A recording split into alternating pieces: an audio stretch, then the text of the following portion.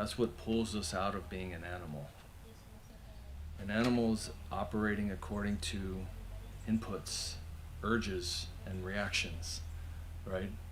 But a human has the ability to start to live as a spirit, live as a soul. And the soul has a purpose of relation with the Lord, right? With the cause of all causes, with reality. And so when we make a decision in life, we're always going to be pushed from here to there by different emotions, different inputs, different intensities of circumstances, all these things. But to rise above that means to always place that higher purpose as the navigational principle. So, the question is what's good for my service? What's good for the Lord? What does the Lord want me to do? Right? And that immediately takes us out of the mire of the intensity of all the emotions, the intensity of whatever that circumstance may be, right? And brings us to that higher plane where we can think and operate more clearly, right?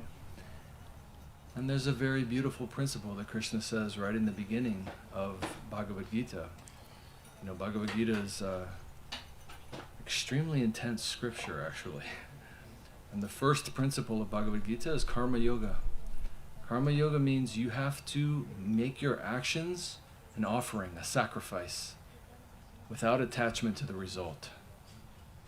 So even though we may be making our best decision, we have to pull ourselves out of this consciousness of the creation of a result and think of our life as an opportunity to give. So we make our best decision with our clearest mind for service, but we still detach ourselves from being affected by these different outcomes. We just offer our action like a sacrifice. And a person who can do that becomes alive, becomes actually able to live and see and be. So, that's Krishna's advice in Gita to start. Stop thinking about all these outcomes. There's an infinite number of variables that are creating these, and ultimately it's my property. The outcome is my property, the Lord says.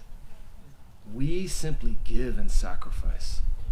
And that principle will lead you to fulfillment and happiness. Right? A person who's even if you watch a movie, there's just literally nothing interesting about any character unless there's a sacrifice. Right? It's just what is even the point of even watching this thing, right? The only thing that's interesting in anything is sacrifice. And so we have to learn to operate according to that principle. We have to give joyfully, fully of whatever energy we might possess and let the chips fall where they may. And to navigate like that for the Lord is a high life, a very, very freeing and ultimately exciting existence that pulls us out of the mire of this and that and all this junk. Useless apprehension. Live as a sacrificing unit, and that's a yogi. That's a real, mover on the path. That's my offering contribution.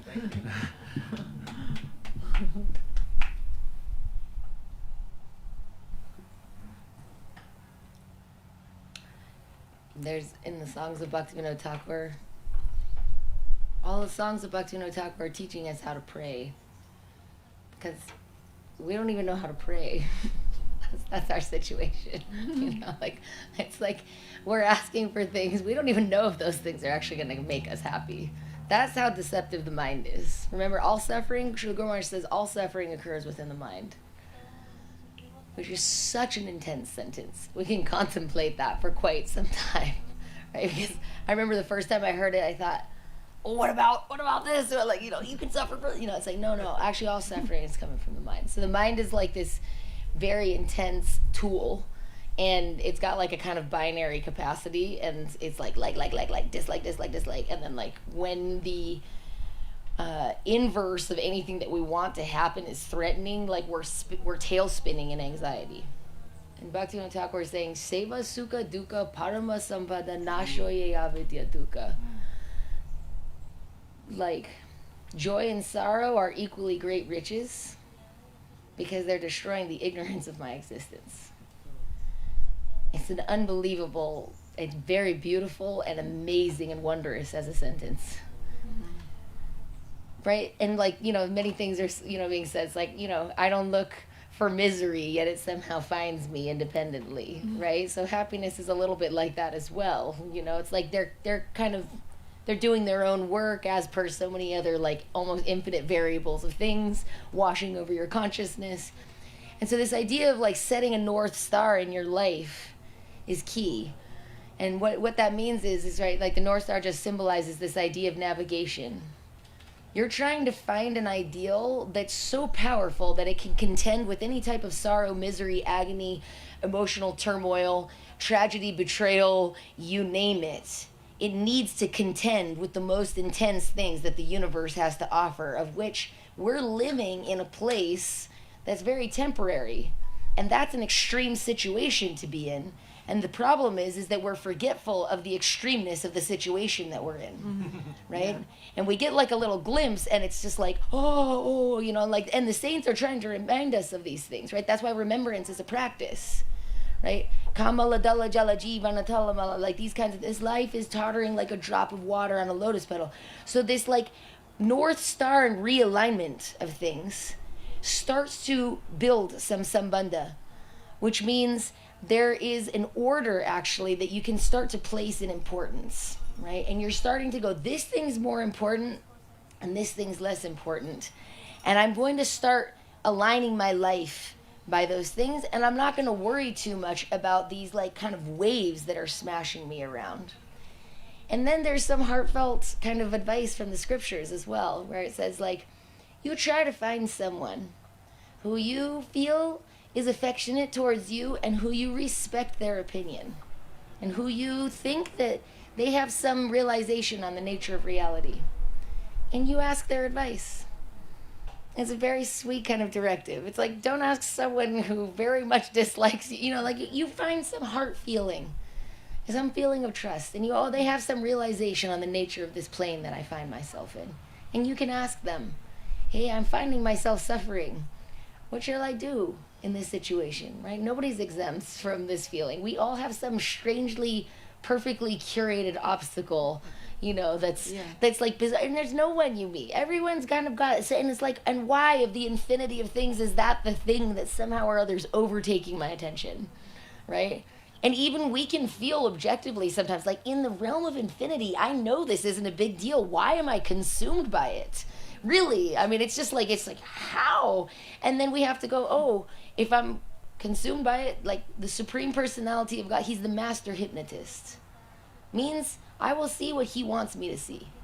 And somehow or other, this is the thing that's come for me to make some progress. And maybe it's really small, but your biggest thing is your biggest thing right now, right? And it's presented itself in full color, in full bloom, right? And that means if the Lord, right, what the scripture is saying, the very basis of reality loves you more than you love yourself, right? That's what the scripture, the very firmament of where all of this, right, this is just a little mustard seed spinning in a galaxy of endless mustard seeds, what to speak of the multiverse, right? Like, and the very firmament, like, who is the cause of all causes? Who's the beginning of all beginnings, right? He's placing this situation for me, and he loves me more than I love myself. Then how can I not walk through this situation? There is no error. It's not like there's like a bug in the code of my life and everybody else's life is like going how they need it to. That's happening. Everything's purposeful. It's almost like there's at some point there's a decision where we're going on the journey and we're going, it's either chaos or there's purpose. And if there's purpose, there's something embedded in this exact thing that I don't feel like going through, right? And so then when you're going, oh, there's some kind of transformation, and then we go, I don't even know if I could do this thing. And now we start to see like the glory of what surrender signifies, right? Now we start to feel, oh, where are these prayers from the saints coming? Oh, Lord, I'm in an ocean, like grab me by the hair and take me to the opposite shore. Like from their heart, teaching us how to pray. I don't know if I can make it. And then you're going, oh, such a fine sentiment of the heart is starting to occur, right? Such a mysterious thing.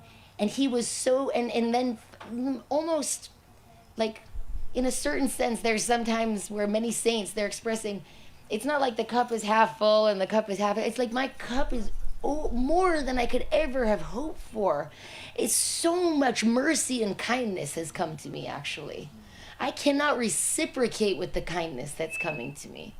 That kind of feeling, that actually what I deserve is actually quite a bit more. And so carefully and kindly, the Supreme Lord is carrying me through these circumstances, so gently moving me. Yeah.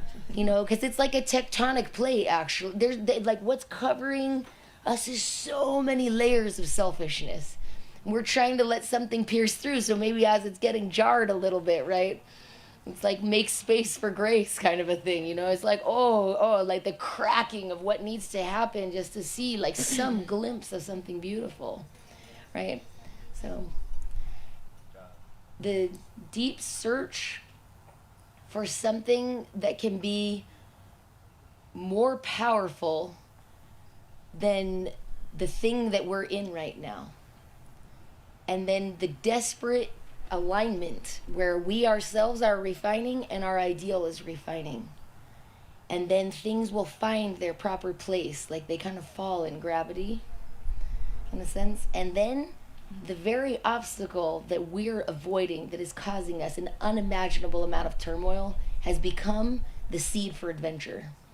Jai. So.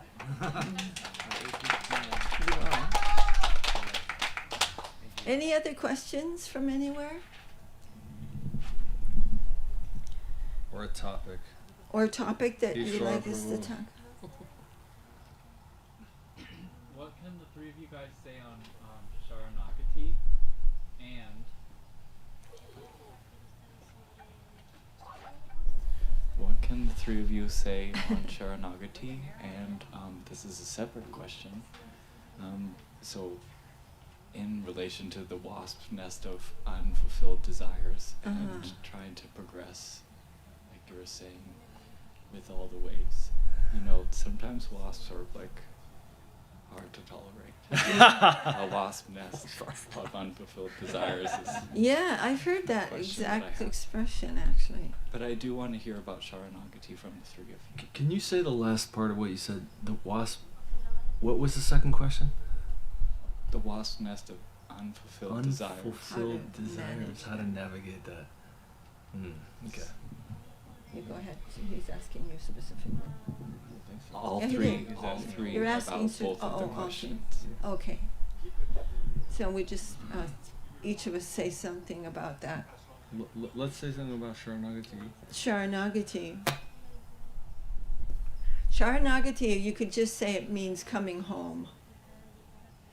Guru Maharaj said that this environment, everything around us is so sweet.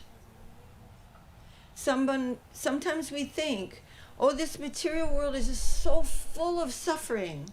I have to just become a devotee and get out of here. That's actually the logic of half a hen. It's not the material world is my own I. And when we can see the synergistic reality through surrender, then we can really make progress in taking the cataract out of my own eye. We are seeing an enemy around us, and Guru Maharaj said, we will see not only friendliness, but the supreme sweetness of home.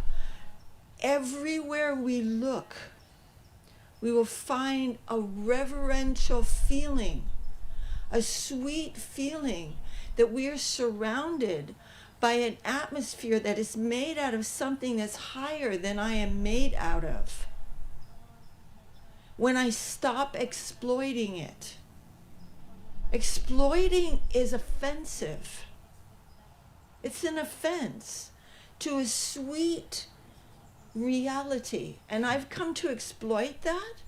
I can't come anywhere near it with that mood. Just like Ravana tried to steal Sita, he couldn't even see Sita. What to speak of taking her? It was all an illusion. So we are trying to interact with reality, which is reality is not something over there. Reality means reality. It is what is. But we have an offensive relationship with that, which, we're trying through hearing from our divine guardians, and by the grace of Mahaprabhu, we can begin, and Nityananda Prabhu, we can begin to see the wave of divine will everywhere. And how is that affecting me? Whatever he wants. Whatever he wants. That's the nature of the real free soul with reality. Let it move me. Guru Maharaj says, dance in the waves of the flow of divine will. It's everywhere. It's not like I'm going to go somewhere else and then there's the divine flow of the. Well, there's nowhere where that's not happening. It's reality. So through Sharanagati means, yes, this is good for me. Wait, I have 1,000,000 unfulfilled desires. They're stinging me like a wasp nest. But those desires, that hankering for something which is really not good for me, that is also due to my own actions. So yes, my Lord, let me feel it. It's all good for me. Let me feel that and bow down to you. It's good for me. Let me go on. Let me go on and find you under every circumstance that comes to my heart and my mind. It's all yours. It's for you, and I'm for you. And that's just one thing to say about that. Beautiful, Mataji. I think this type of sambandha that Mataji was talking about is very, very important for us to actually have an actual life. There's a great schizophrenia which has affected pretty much everyone on this world. And it's commemorated in this shloka from Srimad Bhagavatam. Bhayam dvitiya biniveshata syat ishadapetasya. Everything is for him. We have introduced a second purpose to everything. That means dvitiya binivesh. There's now two purposes. Now you're schizophrenic, right? You have two conflicting purposes inside yourself. That's cognitive dissonance. That's like schizophrenia, and then psychopathy, ultimately, is what results from that. When you have, hey world, do what I want, and also the world is for God, now you're messed up. Right. Bhayam comes from that. Fear, anxiety, everything. That's all from this root problem. Means this world is for him. The conversation between Prakashananda Saraswati and Gaurachandra Mahaprabhu in Varanasi is essentially this point. Mayavadis don't call themselves Mayavadis. Okay? We call them Mayavadis. What is their thesis? Vad means thesis. Vad means philosophy, right? The Mayavad philosophy is the thesis that this is all Maya. That's what their thesis is. Mahaprabhu's point is, Saraswati Thakur in that book, Relative Worlds, if anyone's ever tried to read it, it's like, the English is like almost, you're like, The is this first two English? I don't even, what are these words? But in his beautiful way, Saraswati Thakur essentially summarizes Mahaprabhu's argument to Prakashananda Saraswati that this world has its ablative. Saraswati Thakur uses Sanskrit grammar. He said, the ablative cause of this world means it's from him. The dative cause, it is for him. The genitive cause, it is him. The locative cause, it is in him. Right? All these things Saraswati Thakur uses in Sanskrit grammar to give us the proper understanding. This is Mahaprabhu's point to Prakashananda Saraswati, the Mayavadi. Okay? This world is from him, for him, in him, it's his. So we have to get over this idea that I'm going to impose myself on this reality. That's called Maya. Okay? And where does the Maya live? It lives inside me. Delusion only happens in consciousness. My consciousness is deluded. I am in Maya. So when we have the proper alignment of our purpose, then that's coming to Sharanagati. Sharanagati means, as Mataji said very beautifully, it's Sharana plus Agati. It's a conjunct word in Sanskrit. Agati means come. Sharana means shelter, home, to come home, right? Sharanagati means to start to actually view this world from a different lens. Acquire the proper perspective that sweetness is around me. I'm cared for by every molecule within reality. And it all wants to pull me toward my seva. Stop being a cancer cell within infinity and trying to take all the energy for yourself and give nothing back. Right? I have to reset my relationship. And Guru Maharaj says, when you understand how much love the Lord has for you, how sweet and merciful he is, then you can drop your suspicions. Because we're very suspicious of the Lord. We can be. I don't want to say for everybody. Some of us can be very suspicious of God. Like, well, why is this happening? Can we talk about this? But it's not like that. We have to trust him completely. And real Sharanagati means to actually approach every circumstance in life with this dynamic, joyful feeling that some opportunity for progression, some opportunity for me to practice what I really want to practice in my life has come to me. And, to think about our desires, right? We're in this dual state, right? Because we have so many material desires. We want so many things within this world, and we've felt a certain level of pleasure from certain things, right? And now they've captured us. And it's a very, very interesting sadhana within Gaudiya Vaishnavism. Because Gaudiya Vaishnavism is not saying burn your desires out with repression. It's not saying that. That will never work. Srila Guru Maharaj gives the example of a bamboo forest. If you burn a bamboo forest down, like every shoot in this forest is a desire that you have, right? Think of a bamboo forest as like millions and millions and millions of shoots. You can burn the whole thing down with the fire of your repression. I'm not doing it. Right? And it will all grow back. You can burn a bamboo forest and come back in 2 months and you're like, what happened? It's like there. And that's like desire within us, because desire is fundamental to who we are.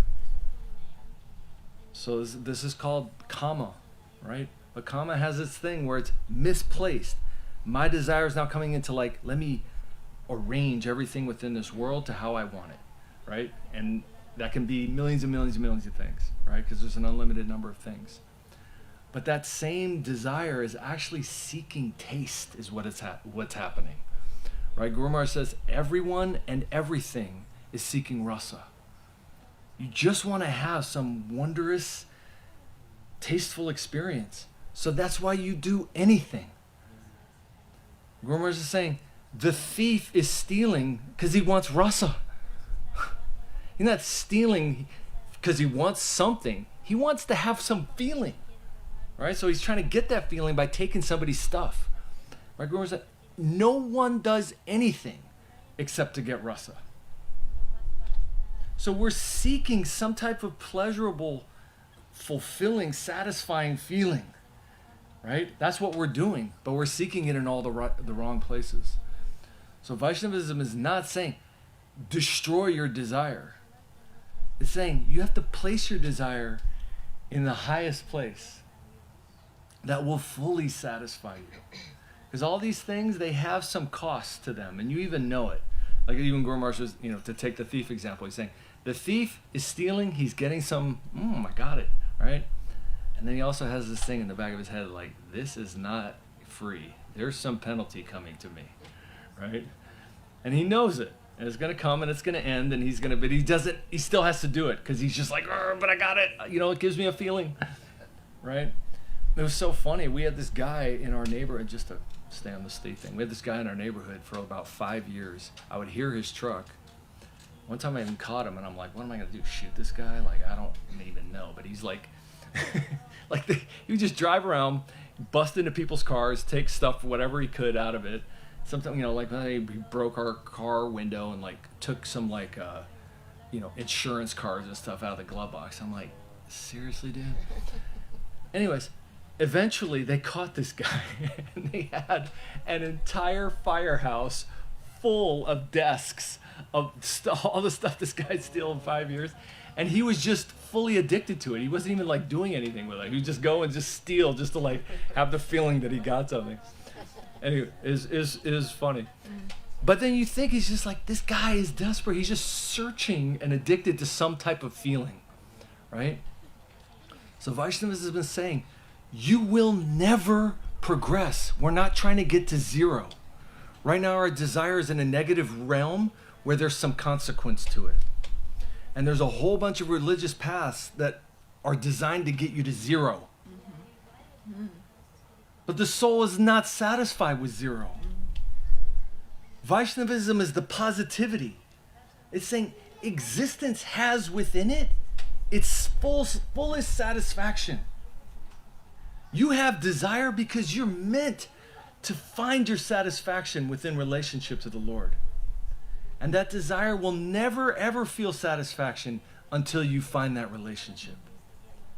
So the Vaishnava advice is not repression, it's replacement.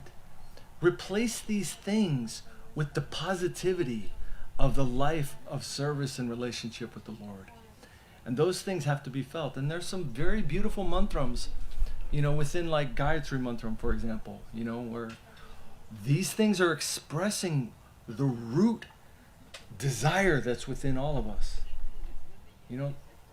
The Kama Bij Mantram, Kling Kama Devaya Vidmahe Pushpavanaya Dhime, right? These are talking about desire you have inside yourself, but take it to that higher realm. Kling Krishnaya Govindaya Gopijana Vallabhaya. I mean, these are all pushing your desire to a higher plane. These mantrams, having that effect inside of you. Saraswati Thakur was saying, these mantrams are all to take your desire from this plane of temporary phenomenon to the plane of higher taste and higher experience. Because when you actually feel that, then these things naturally go away. Not as a matter of artificial repression, but as a matter of suddenly what was once tasteful to you looks like trash. Right? You might be addicted to, getting drunk or whatever it is, the thing that we just decided in our mind is like, this is the thing that gives me pleasure. And then at a certain point, you make some progression. You look at that and you're like, what the hell was I doing? This is absolute trash. Right? That's the way. Because some replacement of that has put that other thing in its proper hierarchy. Right? So the movement forward into service is the way of truly leaving these things behind not getting to the zero of repression from which you fall back down again. And in surrender. Right? And so in Sharanagati, these things can come. Something is presenting itself to you in a way that may seem like an obstacle. We'll go through that and see who you become. Right? Trust the Lord. Go through that thing. You're going to become a different person. You're going to feel a different feeling in your life. Right? All these things come very naturally and sweetly because He is the Lord of reality. And He is the designer of your destiny. And to pass through these things in a mood of willingness and service is actual advancement. I hope that means something. Dandavats.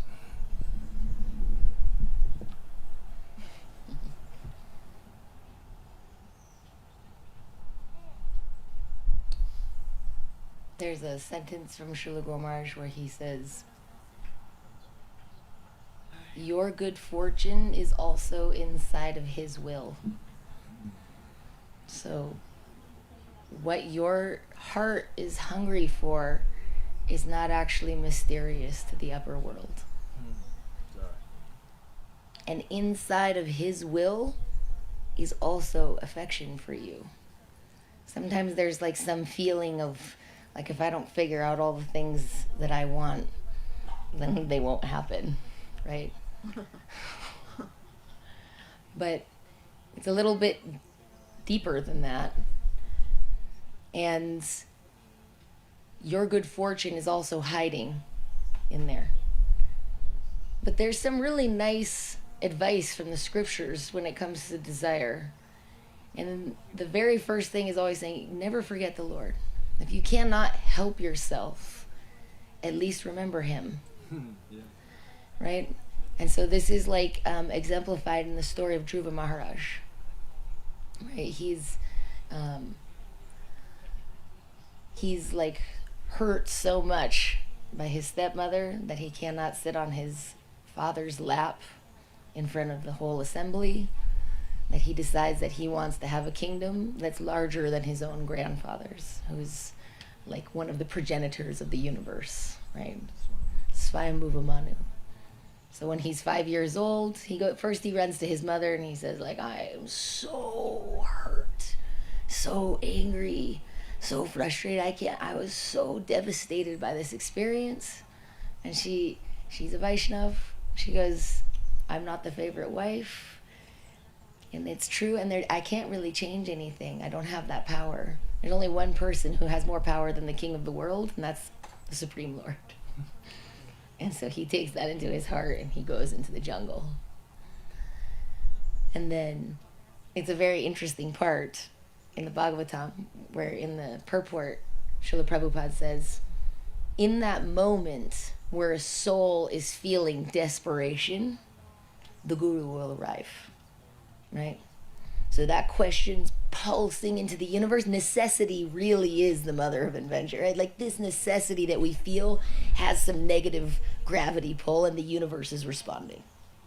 And always will. That's why the story of teacher and disciple will always be the most amazing story. And it's going to from the heart of the teacher, lovingly flowing into the heart of the sincere searcher quester. Some truth will be moving, and this story will always be happening in time and space because this quest is like a kind of eternal quest, right? There's always something. There's always another layer to the plot. There's always something more happening.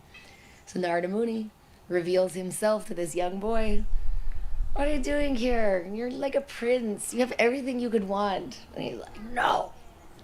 Like, I want a kingdom bigger than my grandfather's. And finally, Narada Muni gives him that verse, Om Namo Bhagavate Vasudevaya. I mention one thing because I think it's relevant to desire, and I think it's also extremely, I don't know, you can see the mercy of Narada Muni. He tells Dhruva, he's saying, like, this is beneath you. Like, first of all, you have some duty in your kingdom, but also what you want. It's temporary. It's all just going to vanish. You're going to get a kingdom, and then, like, what? And Dhruva says, I know you're telling me the truth, and I'm so angry that it finds no place in my heart. I can't hear it. He's like, I have to sit here and meditate. And then Narada Muni doesn't say, okay, well then, just whatever, do your thing, buddy. He goes, okay, I can see that. And then he tells him the mantra after that. After he gives his honest, like, I can't hear you. Like, it's like very sweet and merciful. Yes, it's so nice. And it's just this beautiful reminder. If we're overtaken, don't forget the Lord. Right? So he's praying to the Lord for this. And so many like mysterious kind of yogic practices, because it's from another age. It's a very ancient story, actually. And then Dhruva Maharaj is seeing the Lord in his mind's eye, and his breath is controlled, he's fasting, he's not eating, and all of a sudden the Lord arrives in person, and he can't see the Lord in his mind's eye anymore. Like the whole universe is almost in pause from the gravitational pull of this type of sacrifice, right? Sacrifice is like the movement of the whole universe, right? Bhagavad Gita says, like, you won't be happy in this lifetime or the next if you can't learn how to sacrifice, right? That's like, actually everything is living off of that. And so it's like, and then you're churning your sacrifice for higher and higher things and being purified in the world of self-sacrifice. So that's what's happening when we're offering these prayers to the Lord, offering ourselves, Lord, and we're trying to offer something nice to the Lord, but it's coming from us, so it's kind of flawed. So you're offering something into the fire of self-sacrifice, and who you are changes again. Then you're offering this new conceived sense of self to the Lord, again, going in the fires, right? Some refinement is happening in the fire of self-sacrifice. That's how, like, purification occurs. And he's opening his eyes. And very famous prayers are coming from his mouth. And the first thing that he says, right, the Lord is very kind, like, what can I give you, my dear, sweet heart friend, right? And he's so ashamed. He's like, oh my gosh, I wanted a kingdom, but I see the tips of the nails of your feet, and I'm feeling like, crushed. So it's like these kinds of ideas when you're going,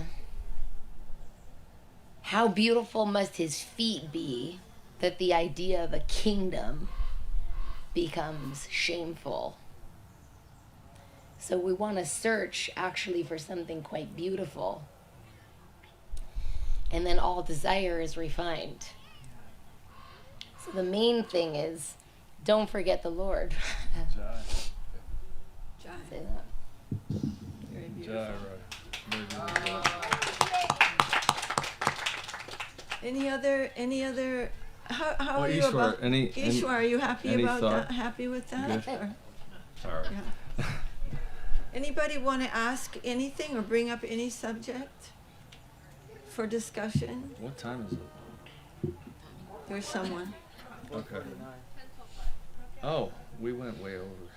No, I think we're supposed to go now. We started late. We started like Okay. Yeah.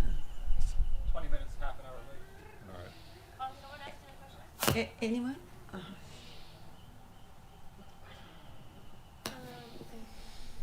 I'm just thinking about it on the spot. There are no bad questions. Okay. True. True. My question would be, on your daily practice, although it looks different every day, when do you feel most grounded? In our daily practice, Yeah. when do you feel most grounded? Yeah. That's a super question for me.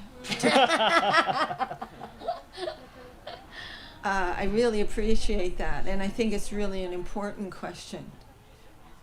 Guru Maharaj keeps saying, go deeper, go deeper, go deeper. It's not that our practice is physical.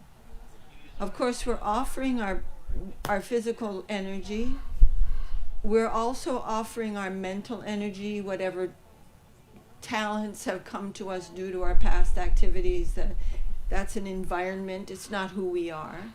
Krishna is the only one who has any potency. For example, I can do this, right? So you say, well, it's by my will. I'm making this happen. I'm the doer. But tomorrow I may not be able to do that, number one. And number two, I don't know how I'm doing it. I have no idea. So Krishna is the doer. So what am I and what can I offer?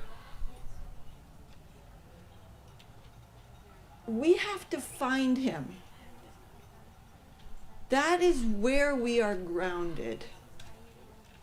And without Sharanagati, Guru Maharaj says, everything we're doing is external. It's just a movement on an external. And that's okay. We want to. I mean, it's tempting to just be doing things and leaving myself out of it. I got me. This is my stuff. That's me and that's mine. And I can do all these things for you. But Guru Maharaj said, no, you need to give you. And that means, like Sudarshan was saying, and I was saying, when the results of our actions come, we bow down to them. Not like, wait a minute, you're in Maya, and you're in Maya, because you didn't make things happen the way I want them. So it's very tempting to do that. But subjectively, we have to, Guru Maharaj said, offer all your actions to the infinite and let him mold it in his own way and bring the result to you that you cannot believe. How wonderful. If we can bow down to that result, he will show us something. He will change our angle of vision. He will do it. He wants only that we will try to approach him in surrender. So in terms of being grounded, everything's not grounded until I do that. My mind's like, oh my God, look at that over there. I swallowed them 1,000 times, and blah, blah, blah, or whatever, the ocean of wasp, the wasp ocean or the emotional ocean. It's just, that's where I'm at. But when I can remember, oh no, this is you. You are bringing this circumstance to me. Everything changes. It's like the light goes on and you go, oh, that wasn't a goblin. That was just a coat hanging on the wall. Perfectly useful item. Not an enemy. And we're just, our mind is like, oh. And I went that, oh my God, it was so great. And it wasn't. We just make a big drama out of what we like and what we don't like, and none of it's true. So grounded means, we preach Sarva Karna Karnam. Ishwara Parama Krishna, the Supreme Ishwara, the Supreme Controller is Krishna. His form is Sat Chit Ananda. It's made of eternity, complete cognizance, inconceivable joy. Anadir, he has no beginning. Adir, he is the beginning of everything. And he's the cause of every cause. But do we believe it? We're telling people that we're not preaching, but we don't believe that until we begin to surrender. Until we take that result of what I did, that I didn't like that result, and say, no, you're the cause of that. You caused this result. And I bow down to you. You're the one I want. And Krishna likes that. He can just go like this, and you're like, whatever, pure devotee. But he likes that we're approaching him. Guru Maharaj says. We have to remember that what we're preaching is actually true. Not so easy. And the really gnarly moments of our ego, making this big brass band. I'm going to draw the line there. This is not going to happen. We have to be grounded in the cause of all causes. And that is a sweetness that we have never conceived of since we became aware of ourselves as existing as an individual. We have never known that. And now, by the grace of Mahaprabhu, Nityananda Prabhu, and their great followers, we have a chance to go beyond what is normally possible for any soul, to see Hare Krishna. Radha and Krishna are the basis of existence. And that is to be done through Sharanagati. What else? Are we going to have a little meeting with Krishna and decide what things should be? You know, like, I don't know about all this rainfall, you know, drowning and all that stuff. I think it would be better if it was just a little rainfall and, you know, a few people get a cold or something. You know, we're not going to be meeting with the Lord to decide on his pastimes. We must bow down now. Reality is now. It's not somewhere else and in some other place. And Guru Maharaj said, you will see sweetness all around you. Anyway, that's my idea. So I actually have a question.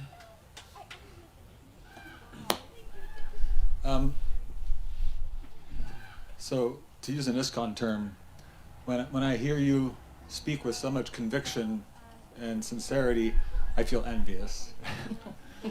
I feel Don't jealous. Which term was the ISKCON term? Envious. Right? Oh. And then I bloop. That's another term. But yeah, no. So the question is, do you have times when you feel like your faith is tried? Do you feel like your faith falters at times? And when that happens, how do you deal with that? What do you do to rekindle your faith? Assuming that does happen, if it does happen. I mean, I can speak for myself. Yeah. I mean, life is brutal. Like, you're gonna feel tested. Yeah, it's like there's false summits, there's dark valleys, there's cul-de-sacs, there's shadowy corridors, there's dead ends. Because there's a lot of strategies that we're employing on the path, right? Everyone has kind of their preferred neurosis, if you will, as their strategy. You know, like some of us are angry towards reality, so we want to push back on it. And some of us are grief-stricken by reality and can barely deal with it. We all have like a strategy that we're kind of subconsciously employing in order to extract what we're trying to exploit from the environment. And because we're trying to exploit from the environment, invariably, we're going to be hit with like massive tectonic kind of shattering. So you have to feel tested on the path. It's like, that's what makes an adventure an adventure. That's what makes your life interesting. That's what makes your journey full of purpose and everyone else's journey full of deep purpose, is exactly those moments. So much so, right, that Queen Kunti, her prayers are going into a separate book. She's becoming esteemed by like the whole culture of faith as such a profound personality, because she's begging the Lord for extreme circumstances and saying, you know, like, I mean, her prayers are just like so astonishing. Like, you know, make me a beggar on the streets where the society doesn't respect me. Make me go through, like, whatever you want me to go through so that I may become yours. I feel closer to, and, you know, I may be fit to be a part of your pastimes. So that I may be fit to become a part of your pastimes, right? And you start thinking, like, you know, what is the main drama that's going on in Mahabharata, right? It's not like, you know, life is unscripted, right? Because it's live streaming. So it's not like an obvious thing when a choice comes to you of like, okay, I always go left when I hit this cross section, right? You're going to go, oh my gosh, if I go right, there's this thing and payment. And if I go right, and if I go left, there's this payment. There's these heavy pulls. And so you're being, in real life, you're weighing out. And right, what are they doing in the Mahabharata? Divine Providence has created this very extreme situation. What should I do? And they're consulting with each other in these extreme, like life and death circumstances. And we're also confronted with many decisions that have payments where you're going like, oh, if I do this, there's this thing could happen. And that's why your mind is like, and you start to like the feeling that's amazing, actually, that's talked about is, you're entering into deeper and deeper levels of uncertainty, right? So like a transaction means I'm going to pay, like just to use money as an example, you can use it. Transaction just means like I pay like a couple of bucks and I get like a pack of gum back. And it's a known transaction where I know what's coming back. But you throw something towards the infinite, you're actually not quite sure what's coming back. A real offering is not a transaction. Like, Lord, I gave you this garland. I hope that this afternoon works out. Like whatever it is, just as like simple example, and I cooked, I cooked you breakfast and I hope breakfast was pretty good. And like, I'm hoping that like, there's going to be enough veggies for dinner that you help me get, whatever. No, they're just cheap examples. They're just simple examples. But the idea is, to proceed into deeper and deeper levels of uncertainty, right, requires sacrifice. And then we don't know actually exactly what the Lord wants, right? And that's real. You're going, this is my life. I'm trying to offer like whatever this little thing is. And is it like this? You want this? And then we get some feedback from the environment, like not exactly like that. You're like, ooh, like, because it's not perfect. It's like this super small like vision of reality that's like narrowed by who knows how many selfish lenses, right? And so the Lord's actually being very kind by like refining. And so that's where that like very famous article of Srila Bhakti Siddhanta comes. He says karma is prashadam, right? Karma is mercy, right? So it's not just that, and Guru Maharaj says this many times, karma is not just punitive necessarily, right? That's not the nature of reality, isn't just punitive. It's ricocheting. Whatever we've spoken, whatever we've thought, whatever we've done is coming back to us separated by time. And the big game that like the exploitive energy that we're all like kind of playing is we're throwing out some kind of exploitive seed and trying to like dodge the results of what those circumstances are. And then at some point in time, right, it's only separate. That's the problem. Is that if it would come instantly back, we would have like a quicker feedback loop. But then you're just going,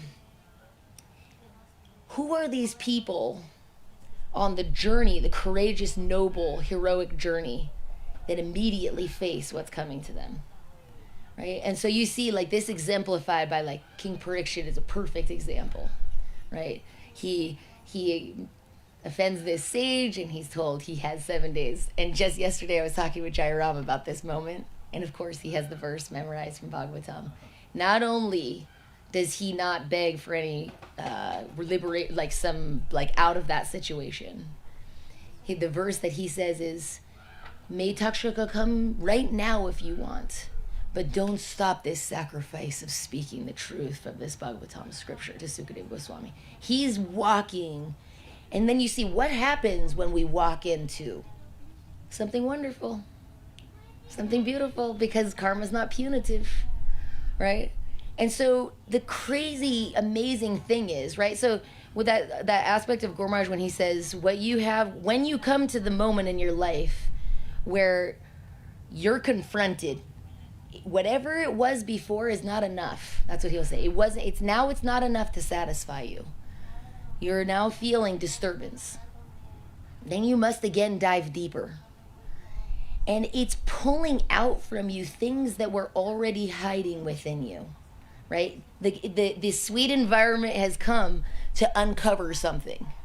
And now, right, like just like in Sri Govinda's Grace where he says surrounded by karma, like there will be moments in our lives you can try a million strategies to escape that thing, but that thing has come. And you will go through that thing. Some of them we get like we're kind of dodging, but sometimes you'll feel there's no option but to go through this thing. And the person who comes out on the other side of that is different than the person who entered, right? And it's to keep that, like, you know, that torch in the dark night. And then that advice of Sri Guru Maharaj, it's amazing. It's the coolest sentence. On our journey towards infinity, that may be a little longer of a journey than we originally conceived.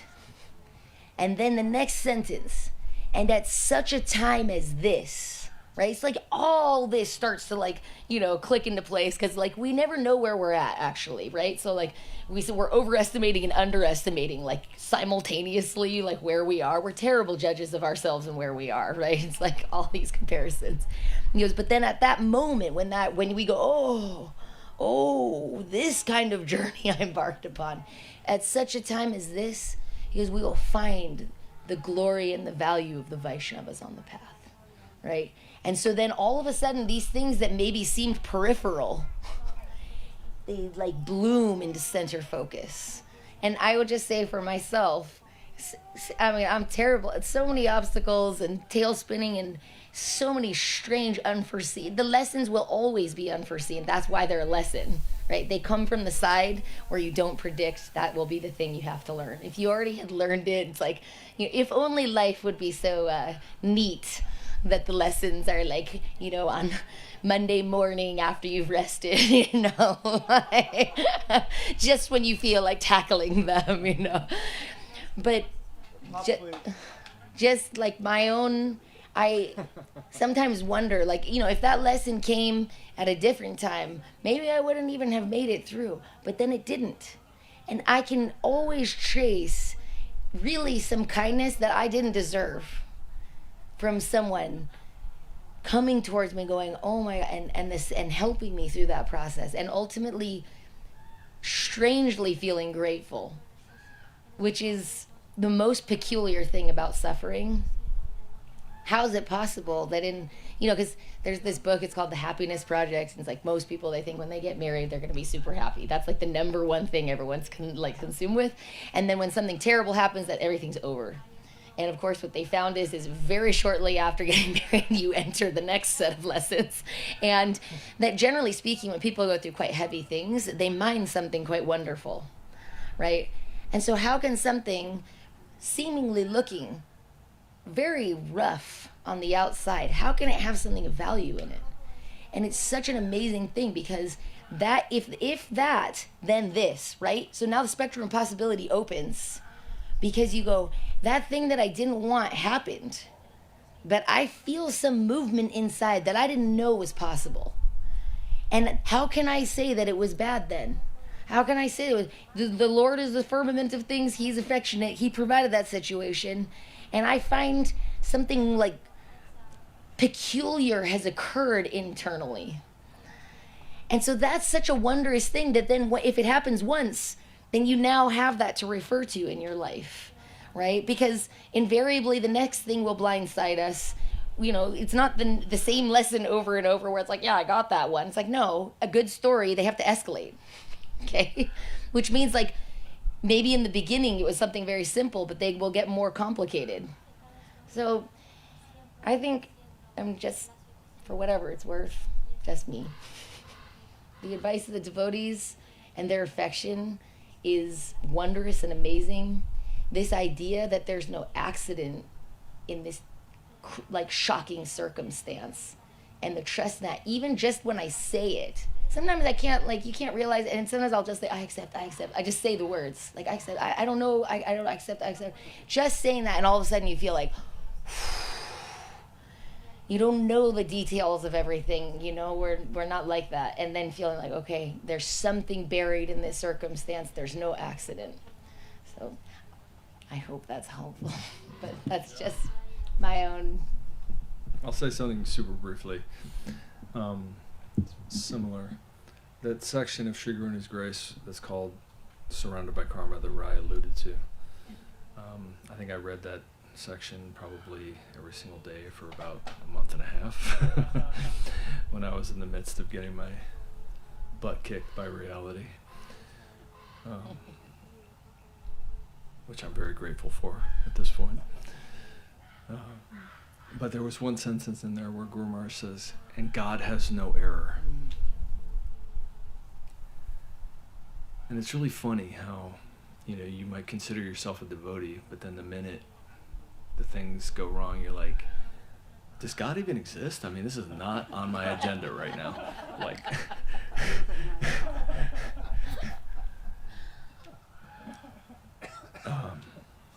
but he does have no error. And it is exactly right, and it's not a bug. And that mercy has come to us to go through. And the funny thing about life is that you actually don't know who you are. We know some aspects of ourselves, but probably some of those are very superficial or cultural or some type of expression of our surroundings. Actually getting down to who you are is a great mystery. And the funny thing is you don't know what you're capable of. You don't know what you can go through, and you don't know what's lying inside of yourself that the necessity of that circumstance is going to draw from you. There's a very beautiful expression in Greek which comes from where the English word expression comes from, which is literally there needs to be pressure for the thing to come out. Okay, and that's called expression. Okay. And the Lord is not satisfied with the expression of who we are, because we're not even close to mining who we are. There's something wonderful and unique about every one of us, and we exist for a reason. The Gita says, Ashcharyavad Pashyati, like all these Ashcharyavad, talking about the soul. It's amazing, amazing, amazing, amazing, amazing. Okay? But when you just live this superficial life, we get bound in these really sort of just nowheresville patterns of existence. And sometimes a thing that we call bad occurs and actually makes us go deeper. And that's why it's a nearly universal truth that people who have gone through circumstances, when we even hear about them, we're just like, oh, wow, are like, yeah, I'm glad that happened to me. And you're like, whoa, really? And so many people say that. And Rai showed me this interview with this guy who was in a Cuban prison for 17 years, just in the most abysmal circumstances and abusive circumstances. And he's like, I'm glad it happened to me. I would do it again. Because I found God. Because I found the Lord. What is this thing that these people are referring to? They're not lying. They're saying that from their heart. There's something wondrous in the plane of consciousness that must be mined. And there is a beauty to turning into that. In every type of physical and psychic way, we're just like, there's certain things where it's like, we're like, just turning away from it in every way that we can. And it's because we don't trust the Lord. We're suspicious. But we have to learn to let that go. That's what Sharanagati is. You trust him. Guru Maharaj says suspicion means suspension. Which is a beautiful expression. And this unraveling of the mystery of who we are, and at the same time the unraveling of the mystery of our relationship with the Lord, it occurs simultaneously. And it has to be an adventure, and it has to be uncertainty that's walked into, right? Because uncertainty means choice in the end. There's something that we have to do that has to come from us. He's given us that freedom. Why? Because allows us to actually contribute to reality, right? If it's not freedom, it's just a robot that's running, right? We have a conscious expression of our own desire and will that is intended to add to reality. You know, Guru Maharaj wrote in Nityananda Dwarashakam, Nityananda is the source of the ego of the jiva, right? We have some individuality that is coming from the director of the play. We have a part to play, and it's awesome. But we have to become the person who's willing and ready to play that part. So, you know, that's what an authentic life is to move toward that. And to find that trust in the dark circumstance, you know. And, you know, I think there's a resistance inside of us because so many layers of the ego are about security and predictability. I mean, that's why insurance companies are freaking big. Okay? It's like, we want certainty. I'm not spending a calorie until I know I'm getting something back, okay? Right. Like, you want me to do what? Well, what's in it for me? Like, we just need to have, like, I'm going to give something and I get it back and I'm sure to get it. And this bad thing is not going to happen. But what's the supreme dharma according to Bhagavatam? Savai pungsang paro dharmo yato bhaktir adoksaje. Adoksaje means you don't know. You have to give yourself completely to that thing that you don't know. It is not going to fit in your conscious thought world. Savai pungsang paro dharma. What is the supreme religion, the supreme occupation of all souls?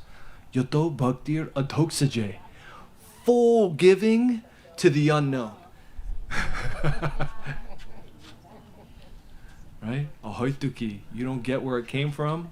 Apratihatan. You can't stop it. Yayatma supersidity. Every single phase of yourself will find its fullest auspicious satisfaction in that motion. Give yourself completely to that. So, you know, and then, like the next paragraph, Guru Maharaj says, you have to learn to dance in the waves of that flow, as Mataji quoted. And that's it. You know, we have to find the truth of these things. And it is true. And we are not seeking comfort. You know, there's a lot of wonderful, we think we are. Our egos convince us we are. We want comfort and we want, for sure, I'm going to be comfortable. Right? Dostoevsky, he wrote a passage about one of his characters. He says, this is a Russian talking, right? So he's like, what's like happiness in Russia? A warm tub. It's like, oh, it's warm. He goes, but you could be sitting in a warm tub with all the food you can eat, that you could possibly eat, and no other job but to perpetuate the species, is what he says. Okay? That's what, like, your ego's telling you want. He goes, and you would slice your own wrists in 2 days just to feel something. You're not looking for that.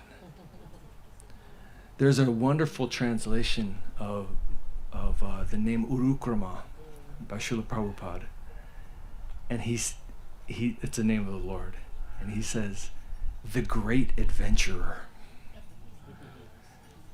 You're seeking adventure. Your ego's bullcrapping you, lying to you, saying that it wants like certainty and comfort in your little, like, you know, den of like safety or whatever. Like, that's not what you're looking for. You're looking for dynamic, full life, full of taste in the play of the Supreme Lord. And you're built for that. That's why you exist. So, just a little offering. I just wanted to add one little tiny thing because. Oh, sorry, Carlos. Oh, yeah. Oh, I don't know. It's on. It's on. That's my fault. Hello? Sorry. Is it good? In religion, we think of God as being that nice guy who stays in the church and behaves himself, and he does good stuff to us. And that is so boring. It's just boring. Whenever I used to think of heaven, I thought, it just sounds so boring. The Lord is just not boring. And we don't want to let our prejudice limit the experience that He's trying to give us. That I'm not going to like this. So it's part of the material world. We really have this schizophrenia. I'd say, and Sudarshan has been talking about this for years, like in how we think the material world is the stuff I don't like, so it's not about God, because God's a good guy, He does all the good stuff for us. We're very much contaminated by that idea. And Krishna consciousness is all the nice stuff. It's the spiritual stuff. It's the stuff that's going to be really, it's completely wrong. It's a bifurcated idea of absolute reality. Absolute means all encompassing. There's nothing left out of it. And harmony means I want to be part of that. I want to have my little play in that. And I want to be His. Guru Maharaj said, let Him play me like a doll. And so we're trying to take our little experiences, which seem like you guys are saying, so big, and let Him change my angle of vision and realize my selfishness has turned the sweetness of reality into this poison, and I'm blaming Him for it. So it's a big revolution. We knew it was, we heard about it from the beginning, but we modified it into something manageable pretty quick. But He's not manageable. Guru Maharaj said, He's beautiful, He's playful, He's reckless. Are you ready to surrender to the reckless autocrat and live a life of nectar? Jai. Jai Shri Gurudev ki Jai. Namaste Jai. Jai Shri Shri Guru Gauranga Gandharvika Giridharju ki Jai. Jai. All the great devotees. Soquel Ashram ki Jai. Jai. Swami Didi ki Jai. Jai. Vitai Gaur Premanande. Rai Kishore Didi ki Jai. Sudarshan Prabhu ki Jai. Sri Lekha Didi ki Jai. Haribol.